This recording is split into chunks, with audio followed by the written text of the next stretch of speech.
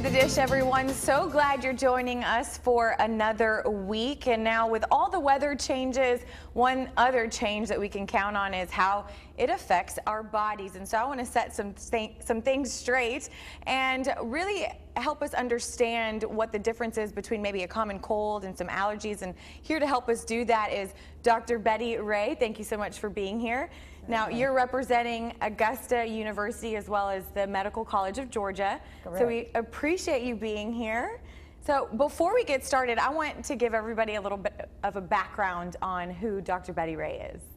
I came to the Medical College of Georgia many years ago, my husband and I specialized in allergy and immunology, and we see all ages of patients in allergy and immunology, so I've actually stayed on the faculty an unbelievable number of years. Okay. And, it's been fun to have longevity with families. And lots of experience, I'm sure. And so, and that's exactly why we wanted to sit down with you to kind of, like I said, set some things straight. Sometimes we don't know whether or not we're being affected by allergies or a common cold. And so first of all, what are the different types of allergies that could be affecting us? I know that they're seasonal, right? Well, the things that we watch through the year and patients need to notice when they have their problem are the tree pollens in the spring, which we have a very long season because we have many different trees here, and then grasses sort of in the summer, but more weeds in the fall. About time school starts, ragweed plus other weeds hit,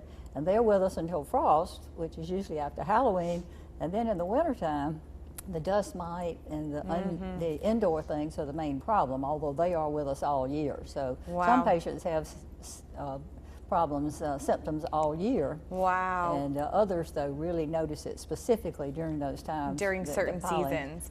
So it's true, you can be affected by all the different seasons or just one. I mean, it just depends on how your body reacts to them. Right. Yeah. Wow. Okay. And so can you develop allergies over time? I've always wondered this because, you know, since I've been moving around and as I get older, I feel like I have been affected by allergies, and so can you develop them over time? Certainly, you surely can. While many people begin in childhood, and some of those actually tend to get better as they get older, but other people can develop it at any age, even older. We're always saying you have to be exposed to something before you can become allergic to it.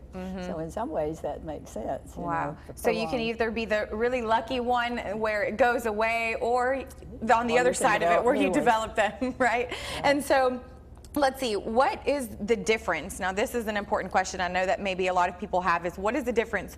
How do we know whether or not we're being affected by allergies or a common cold? Because they have the same symptoms, pretty much. That can be very difficult to tell. Sometimes you can't be sure when you begin with symptoms, but the common cold frequently starts with a severe sore throat, the achiness, in addition to the sneezing and nasal drainage and all, whereas allergy, usually a lot of sneezes, eyes itching, and the more drippy nose, and if you have asthma, it can trigger the wheezing as well.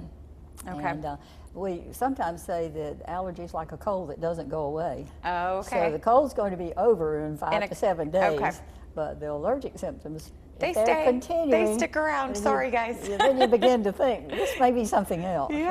And so is there a cure for allergies? Well, it's hard to use the term cure, but allergy shots, allergen immunotherapy we call it, is the closest to that, because this is a prolonged treatment where the patient's given small doses of these allergens over a period of time, but they can get to the point of needing very little medication. Oh, well, that sounds great, right? So we know that allergy shots can help. Are there any other type of medications maybe that we should avoid, or that you know can help certain allergies? We have many good medications now, including many over-the-counter. Over-the-counter antihistamines now, we have 3 different types that are non-sedating, which is an advance. And we also have nasal steroid sprays, as well as nasal chrome over-the-counter. And all these are things that patients can pay attention, and if they're coming into their season or their symptoms have begun, they can try those first. And then if those things don't work or they're having continuing symptoms, then they need to see an allergist immunologist. Okay. And so one of the things also that people might be interested in trying, instead of taking a medication, they want to try a more natural route. Are there any natural remedies that you suggest? Well, the natural is so funny because all these things we become allergic to are natural. Yes, exactly, right. So it sort of amuses us that people think that the natural things are going to be so much safer. There's so many modalities, like if you have asthma, learning to breathe, deep breathing kind of things. There are avoidance things you can do, like the fact that the pollen is highest early in the morning, and people tend to like to walk early in the morning, so they may be change up your routine a little bit. Yeah, changing the routine. Don't open the windows. Use common sense, sort of thing. All right. Well, thank you so much, Dr. Betty Wray, for being here and for setting some of those things straight. We really appreciate all your help. You're welcome. All right, there are plenty of lifestyle and home changes we can make in order to help control those allergy fits as well. We'll have more on that when we come back.